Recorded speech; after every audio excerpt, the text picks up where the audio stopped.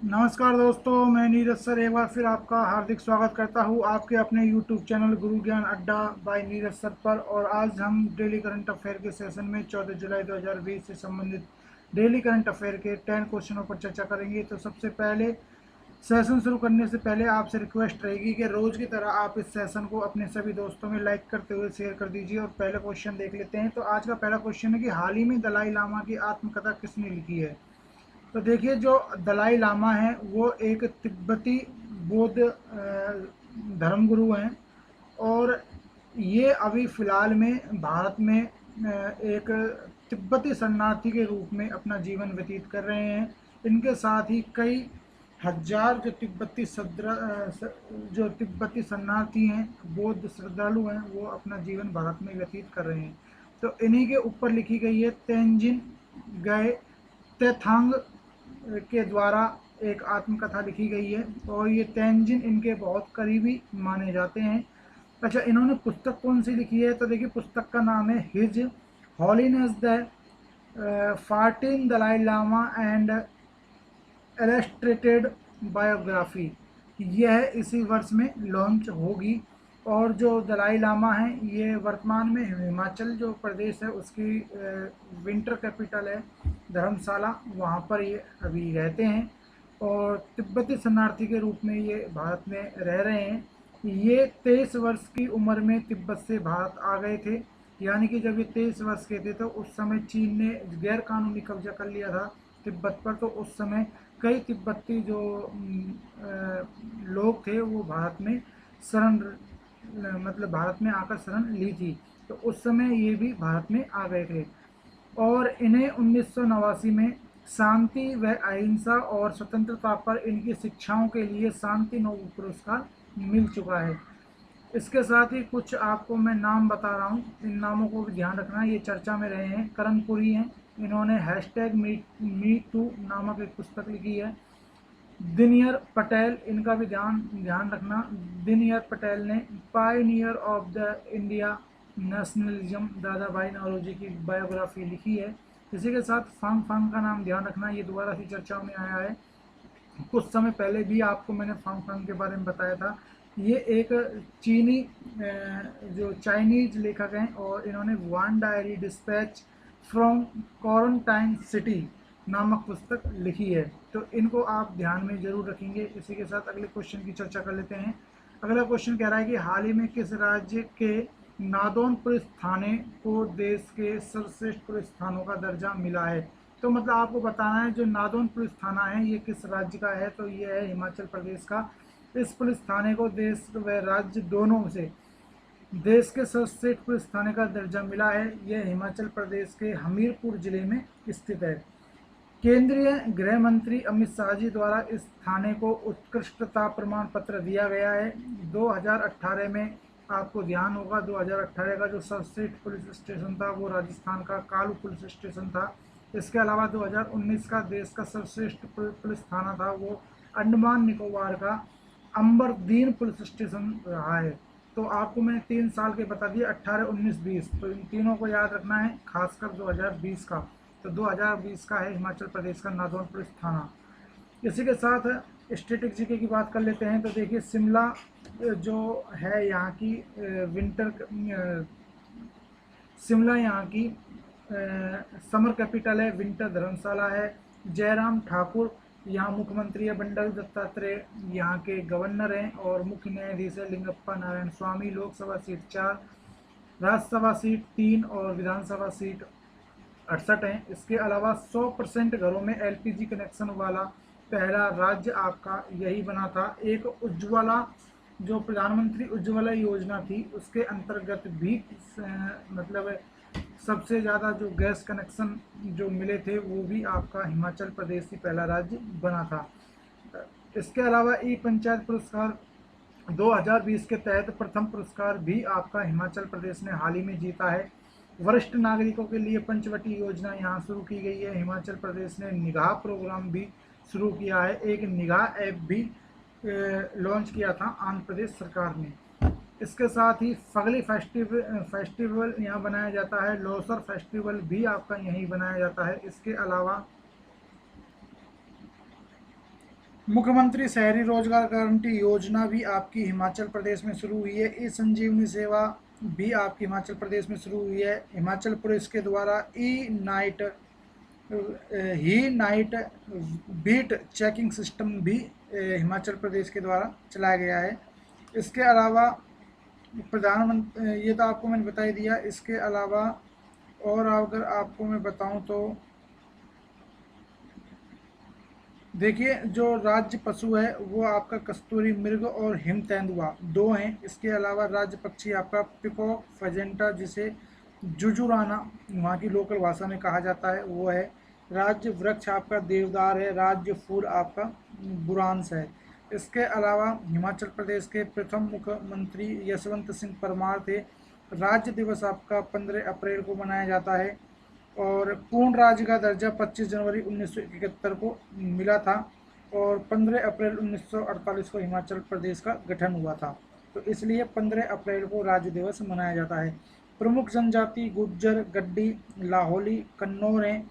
प्रमुख लोक नृत्य आपके कथड़ी, उज, गजाना, छपेली, डंडा, नाव, ये आपके प्रमुख लोक नृत्य हैं। हिमाचल प्रदेश के प्रमुख नेशनल पार्क हैं great Himalayan national park, Kullu, pin valley national park, Indrakila national park, Kheerganga national park और सिंबल बारा नेशनल पार्क आपके प्रमुख हैं।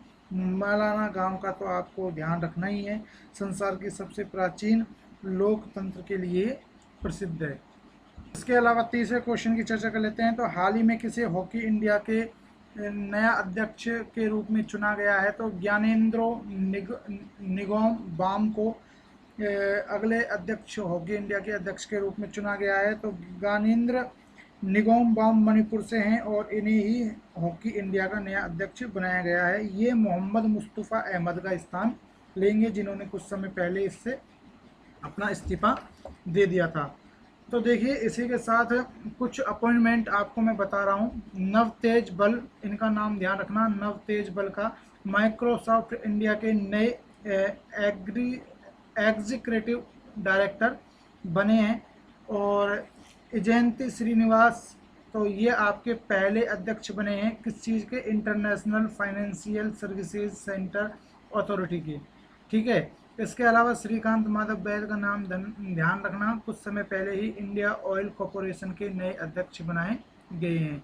इसी के साथ अगले क्वेश्चन की चर्चा कर लेते हैं। तो अगला क्वेश्चन आपका कह रहा है, हाल ही में विश्व जनसंख्या दिवस कब मनाया गया? तो 11 जुलाई को मनाया गया। तो प्रतिवर्ष 11 जुलाई का दिन विश्व स्तर पर जनसंख्या दिवस के रूप में मनाया जाता है। इसे UNDP यानी कि यूनाइटेड नेशन डेवलपमेंट प्रोग्राम के द्वारा मनाया जाता है। 2020 की थीम रही है पुटिंग द ब्रेकर्स ऑन कोविड-19, safeguarding the health and right of women and girls. और इसी के साथ ध्यान रखना, 10 जुलाई को आपका राष्ट्रीय मत्स्य किसान दिवस मनाया गया है। राष्ट्रीय मत्स्य किसान का मतलब है कि जो किसान मत्स्य पालन के क्षेत्र पर मतलब निर्भर हैं, उनके लिए ये मनाया जाता है 10 जुलाई को। इसी के साथ अगले क्वेश्चन की चर्चा कर लेते हैं। तो हाल ही में किस राज्य में भारत की पहली राज्य स्तरीय ई लोक अदालत शुरू की गई है? तो छत्तीसगढ़ में शुरू की गई है। इस क्वेश्चन से पहले आपको मैं एक क्वेश्चन बताना चाहूँगा कि आपको ध्यान रखना है कि भारत में पहला कौन सा उच्च न्यायालय है जिसने वर्चुअल कोर्ट्स शुरू की थी? तो उत्तर प्रदेश था। लॉकडाउन के अंतर्गत इसने वर्चुअल कोर्टों का संचालन किया था। तो आपको इस क्वेश्चन से रिलेटेड बता देते हैं कि हाल ही में छत्तीसगढ़ राज्य के बिलासपुर जिले में भारत की पहली राज्य स्तरीय ई लोक अदालत शुरू की गई है। इसका उद्घाटन छत्तीसगढ़ राज्य के मुख्य न्यायाधीश PR रामचंद्रन मेनन ने किया है। यह भारतीय न्यायिक इतिहास है उसमें पहला मौका है जब लोक अदालत वीडियो कॉन्फ्रेंसिंग के माध्यम से संचालित होगी। इसमें वकील और पक्षकार को न्यायालय में आए बिना ही वीडियो कॉन्फ्रेंसिंग के जरिए वो अपने मामले निपटा पाएंगे। तो स्टैटिक जीके की बात कर लेते हैं। तो रायपुर आपका यहाँ की राजधानी बनता है। एक नया रायपुर नाम की जगह और है तो देखिए जो नया रायपुर है छत्तीसगढ़ में, उसका नाम बदलकर अभी अटल नगर कर दिया गया है। सीएम आपके भूपेश बघेल हैं, गवर्नर आपकी अनसुईया उकैया है, और इसके अलावा चीफ जस्टिस आपके, अभी मैंने आपको बताया था, PR रामचंद्रन मेनन है। इसके साथ ही अंबिकापुर आपको ध्यान रखना है, छत्तीसगढ़ का अंबिकापुर में भारत का पहला गार्ग कैफे खोला गया है। राजीव गांधी किसान न्याय योजना छत्तीसगढ़ से संबंधित है। अजीत जोगी पहले मुख्यमंत्री थे छत्तीसगढ़ के, जिनका हाल ही में कोविड-19 की वजह से निधन हो गया था। पढ़ाई तुअर द्वार पोर्टल ये आपका छत्तीसगढ़ ने लॉन्च किया था। होम डिलीवरी, फल और सब्जियों की होम डिलीवरी या अति आवश्यक सामानों की होम डिलीवरी के लिए CG यानी कि छत्तीसगढ़ हाट योजना, CG हाट योजना आपकी शुरू की थी। और इसी हाट योजना से अभी आपको 3 दिन पहले क्वेश्चन पढ़ाया था, किस देश ने डिजिटल हाट सेवा शुरू की है या लॉन्च शुरू की है। तो ये जो बकरीद आ रही है उसको देखते हुए बांग्लादेश ने जो कुर्बानी वाले जो जानवर होते हैं या बलि वाले जो जानवर होते हैं उनके लिए ये डिजिटल हाट योजना शुरू की है। इसके साथ ही छत्तीसगढ़ पुलिस ने होम क्वारंटाइन जो लोग हैं उनकी निगरानी के लिए रक्षा सर्व एप्लीकेशन लॉन्च किया था। छत्तीसगढ़ पुलिस ने ही अपने पुलिसकर्मियों को डिप्रेशन यानी कि जो मानसिक तनाव है उससे मुक्त रखने के लिए स्पंदन प्रोग्राम भी शुरू किया था। रोजगार संगी मोबाइल ऐप, पशुधन न्याय योजना, ये सब आपकी छत्तीसगढ़ के द्वारा लॉन्च की गई योजनाएं हैं। 100% कचरे का निपटान करने वाला देश का पहला राज्य बनेगा आपका छत्तीसगढ़। इसी के साथ विष्णुदेव साय का नाम ध्यान रखना, छत्तीसगढ़ बीजेपी के नए अध्यक्ष बने हैं। इसी के साथ ही लाख की खेती को छत्तीसगढ़ राज्य ने कृषि का दर्जा दे दिया है। इसके अलावा आपको स्टैटिक जीके में अगर मैं और बता पाऊँ तो देखिए, राज्य वृक्ष आपका पीपल है, राज्य पक्षी आपका पहाड़ी मैना है, राज्य पशु वन भैंसा है, जिसको वन भैंसा को मतलब एक अलग से नाम दिया गया है, मतलब एक अलग से नाम से और जानते हैं। खैर अभी ध्यान आ जाएगा तो मैं आपको बता दूंगा। राज्य दिवस आपका 1 नवंबर को है, क्योंकि 1 नवंबर 2000 सन में 26वां नया राज्य बना था आपका छत्तीसगढ़ मध्य प्रदेश से अलग होकर।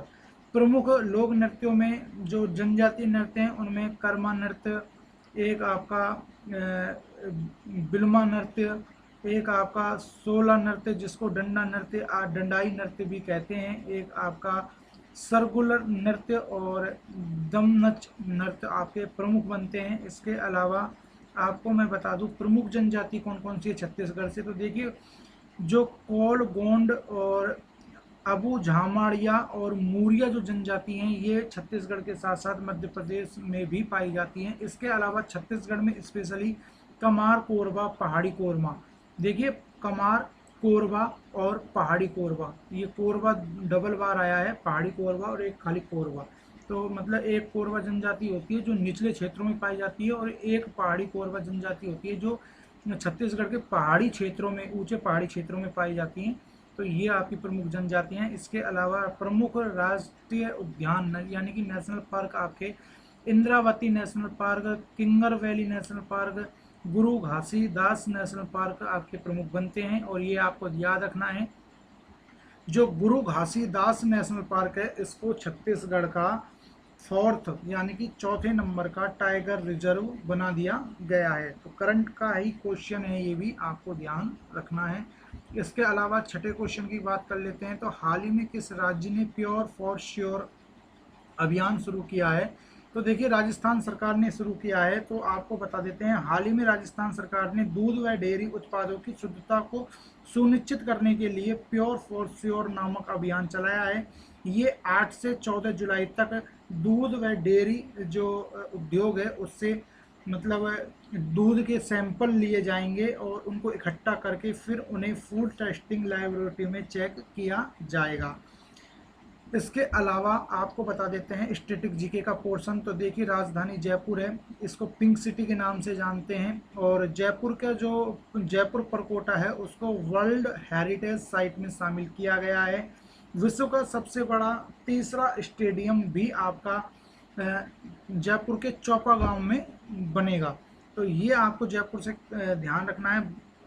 अगर अलग से देखें तो मुख्यमंत्री अशोक गहलोत हैं, डिप्टी सीएम सचिन पायलट हैं, गवर्नर कलराज मिश्र है और मुख्य न्यायाधीश इंद्रजीत मोहंती हैं। मुख्य देखिए, राज्य वृक्ष की बात कर ले तो खेजड़ी, राज्य पुष्प की बात कर ले तो रोएड़ा, राज्य पशु की बात कर ले तो ऊंट और चिंकारा, राज्य पक्षी गोडावन, राज्य दिवस आपका 30 मार्च है। और इसके अलावा राज्य नृत्य की बात करें तो घूमर है। राज्य मिठाई आपकी घेवर है। इसके अलावा इंदिरा रसोई योजना, इंदिरा प्रियदर्शनी बेबी किट वितरण योजना, ये सब आपकी राजस्थान से संबंधित है। ऑपरेशन डेजर्ट, ये अभी कुछ दिनों पहले ही आपका राजस्थान में चलाया गया था, जो चीनी और पाकिस्तानी जो जासूस हैं उनको पकड़ने के लिए चलाया गया था। इसके अलावा आयु एवं सेहत साथी ऐप, राजस्थान राजस्थान नहीं, राजकोप सिटीजन ऐप और smiley e learning platform launch किए गए थे आपके राजस्थान में। इसके अलावा राजकोषर पोर्टल, ये भी आपका राजस्थान में लॉन्च किया गया था। जैव ईंधन नीति लागू करने वाला देश का पहला राज्य बना था आपका राजस्थान। 17वीं लोकसभा के अध्यक्ष हैं ओम बिरला, ये भी राजस्थान के ही हैं और इनका जो संसदीय क्षेत्र है वो है कोटा 12 जो संसदीय क्षेत्र है, वहाँ से ये सांसद चुनकर 17वीं लोकसभा में आते हैं और इन्हें 17वीं लोकसभा का जो लोकसभा अध्यक्ष है वो बना दिया जाता है। सुपोषित माँ अभियान की भी शुरुआत इनके ही द्वारा यानी कि ओम बिरला के द्वारा कोटा से शुरू की गई थी। साबर लेक आपको ध्यान रखनी है, भारत की अंतर्देशीय सबसे बड़ी जमीनी खारे पानी की झील है। और अगर समुद्र तटीय खारे पानी की अंडर वाटर लेक अगर बात करी जाए तो आपकी चिल्का झील बनेगी भारत में, ठीक है। सुमन राव का ध्यान रखना है, ये सुमन राव राजस्थान से ही संबंधित हैं। मिस इंडिया 2020 का खिताब इन्होंने जीता था। मनीषा कुल श्रेष्ठ का नाम आपको ध्यान रखना है, ये बिहारी पुरस्कार 2020 जीतने वाली पहली राजस्थानी महिला हैं।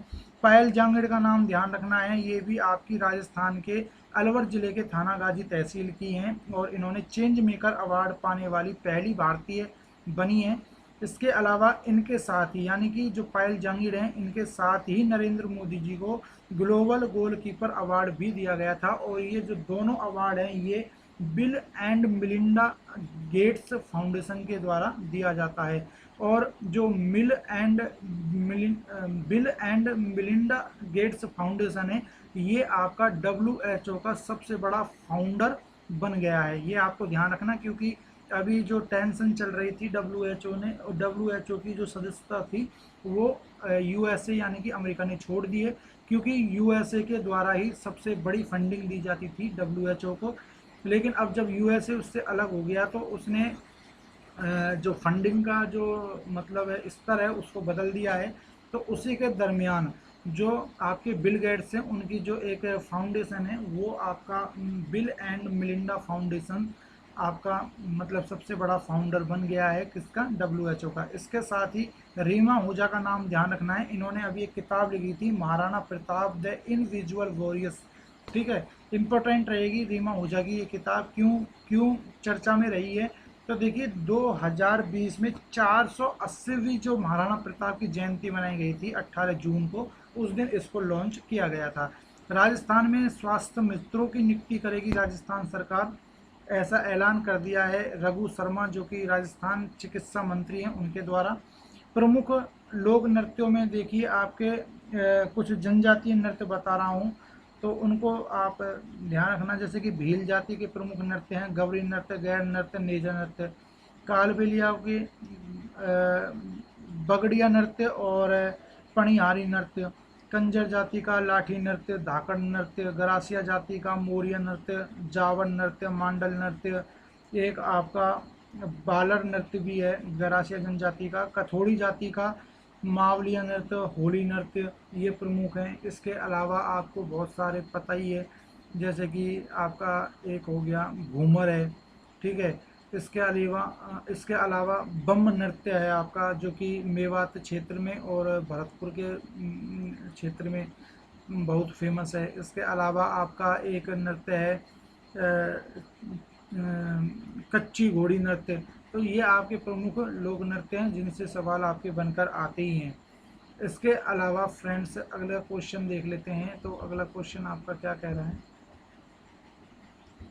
अगला क्वेश्चन कह रहा है कि हाल ही में किस देश में 2018 में बाघों पर किया गया सर्वे गिनीज वर्ल्ड रिकॉर्ड में दर्ज हो गया है? तो देखिए, भारत में एक सर्वे किया गया था 2018 में बाघों के ऊपर, और यही सर्वे आपका भारत का क्या हो गया है, गिनीज वर्ल्ड रिकॉर्ड में दर्ज हो गया है। भारत में 2018 में किया गया बाघों पर सर्वे गिनीज ऑफ वर्ल्ड रिकॉर्ड में गिनीज वर्ल्ड ऑफ बुक में रिकॉर्ड हो गया है। द ऑल इंडिया टाइगर स्टेमेंसन ने 1,21,337 किलोमीटर वर्ग स्क्वायर क्षेत्र में ये आपका सर्वे किया था, और दुनिया का अब तक का ये सबसे बड़ा टाइगर सर्वे साबित हुआ है। इस सर्वे में 26,760 स्थानों पर कैमरे लगाए गए थे, और इन कैमरों से वन्य जीवों के 3.5 यानी कि 5.5 करोड़ से ज़्यादा फोटो शूट किए गए हैं।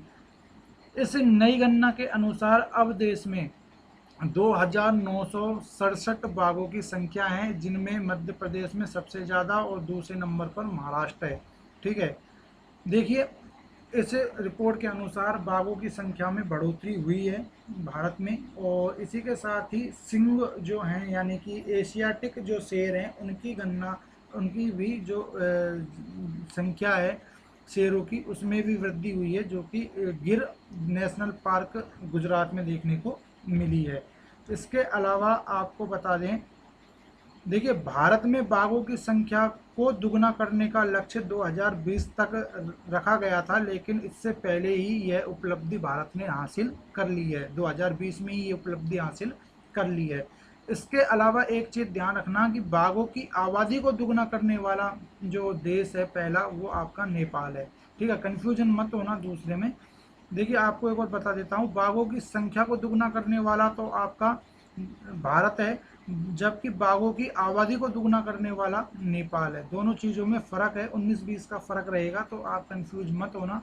इसलिए आपको अगला क्वेश्चन बता देता हूँ। हाल ही में सिंगापुर के फिर से पीएम पद का चुनाव किसने जीता है? तो ली सिंग लुंग ने जीता है। तो आपको बता देते हैं, ये 2004 से यहाँ पीएम है, यानी कि सिंगापुर में पीएम के पद पर हैं, और अब की बार आम चुनाव जो हुए हैं इनमें इनकी पार्टी पाप यानी कि पीएपी, पाप का मतलब होगा पीपुल एक्शन पार्टी को 90% सीटों पर जीत मिली है। और कुछ फैक्ट बता रहा हूँ, ये आपको ध्यान रखने हैं। दक्षिण कोरिया के बाद सिंगापुर एशिया का दूसरा ऐसा देश बन गया है जिसने कोविड-19 के चलते ये आम चुनाव कराए हैं। तो बात सिंगापुर की है, तो देख लेते हैं। सिंगापुर की राजधानी रहेगी सिंगापुर सिटी। हेडक्वार्टर आपका यहाँ पर अपेक का देखने को मिलेगा, एशिया पैसिफिक इकोनॉमिक कमेटी का। इसके अलावा मुद्रा आपकी सिंगापुरी डॉलर रहेगी, राष्ट्रपति रहेंगे हालिमा याकब। इसके अलावा वर्ष 2019-20 में भारत में सबसे ज़्यादा जो एफडीआई यानी कि फॉरेन डायरेक्टर इन्वेस्टमेंट हुआ था, वो सिंगापुर से ही हुआ था। ठीक है फ्रेंड्स, इसके साथ अगले क्वेश्चन की चर्चा कर लेते हैं। तो अगला क्वेश्चन आपका कह रहा है कि हाल ही में दिल्ली के मुख्य निर्वाचन अधिकारी के रूप में किसे नियुक्त किया गया है? तो जी नरेंद्र कुमार को किया गया है। तो आपको बता देते हैं, जी नरेंद्र कुमार को हाल ही में दिल्ली का मुख्य निर्वाचन अधिकारी के रूप में नियुक्त किया गया है। बाकी दिल्ली को हम पिछले कई दिनों से चर्चाओं में अलग अलग क्वेश्चनों में डिटेल से पढ़ते आ रहे हैं, तो इसलिए आज मैं आपको शॉर्ट में ही इस क्वेश्चन को ख़त्म कर रहा हूँ। इसके अलावा आपको ध्यान रखना है कि भारत के मुख्य निर्वाचन आयुक्त आपके वर्तमान में कौन है? तो सुनील अरोड़ा आपके भारत के मुख्य निर्वाचन आयुक्त वर्तमान में बने हुए हैं। इसके अलावा अगले क्वेश्चन की चर्चा कर लेते हैं। तो हाल ही में फ्लिपकार्ट ने कला शिल्प और हथकरघा क्षेत्र को बढ़ावा देने के लिए किस राज्य के साथ समझौता किया है? तो देखिए फ्रेंड्स, कर्नाटक राज्य ने फ्लिपकार्ट के साथ कला शिल्प और हथकरघा क्षेत्र को बढ़ावा देने के लिए समझौता किया है। और कर्नाटक के अलावा आपको बता देते हैं, इसकी राजधानी बेंगलुरु रहेगी कर्नाटक की। और फ्लिपकार्ट है, इसका भी हेडक्वार्टर आपका बेंगलुरु में है, और फ्लिपकार्ट के सीईओ कल्याण कृष्ण मूर्ति हैं, जबकि सीओओ आपके श्री राम वेंकटरमन हैं। इसके अलावा आपको बेंगलुरु में विप्रो का हेडक्वार्टर, इंफोसिस का हेडक्वार्टर, इसरो का हेडक्वार्टर, हिंदुस्तान एयरोनॉटिक्स लिमिटेड का हेडक्वार्टर देखने को मिलेगा। इंडियन रेलवे से संबंधित आपको दो जोन यानी कि दो महत्वपूर्ण हेडक्वार्टर देखने को मिलेंगे बेंगलुरु में। एक तो भारत अर्थ मूवर्स लिमिटेड का हेडक्वार्टर आपको बेंगलुरु में देखने को मिलेगा, और व्हीकल एंड एक्सल प्लांट जो है उसका जो मतलब मुख्यालय है वो आपको हैदराबाद में देखने को मिलेगा। इसके अलावा सीएम आपके येदियुरप्पा हैं और गवर्नर हैं आपके वजुभाई वाला।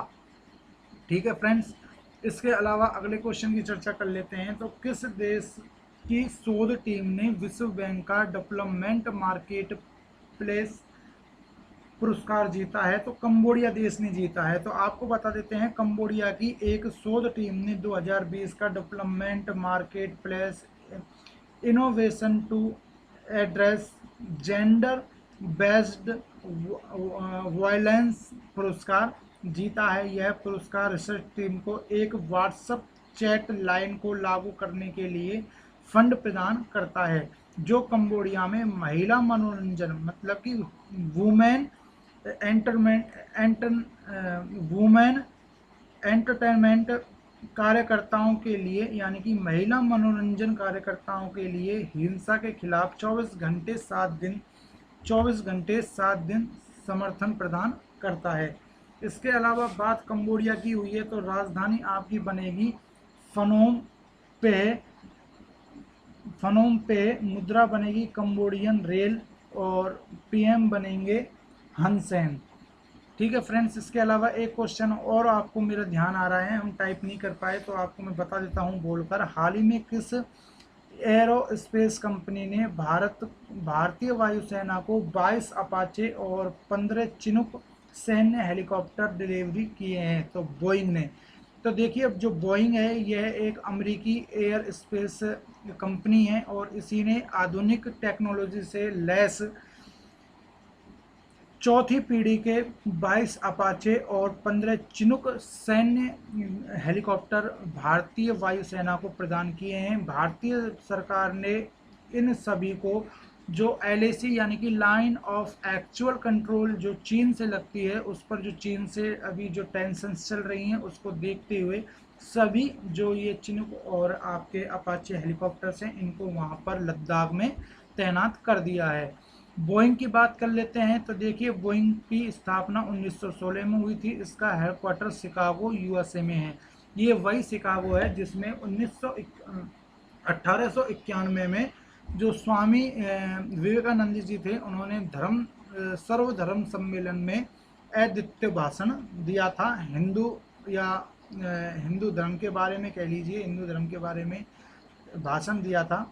और इसके जो बोइंग के एमडी सीईओ हैं वो हैं डेविड एल माल हाउस। तो इसी के साथ ही आज का सेशन ख़त्म होता है। शायद उम्मीद करता हूँ आपको ये सेशन बहुत अच्छा लगा होगा, और साथ में आप फटाफट से, अगर अभी तक आपने लाइक नहीं किया है तो सेशन को लाइक कर दीजिए और अपने सभी दोस्तों में शेयर जरूर करना ना भूलें। इसी के साथ नए सेशन में कल फिर मुलाकात होगी। तब तक के लिए नमस्कार, धन्यवाद। Stay home, stay safe.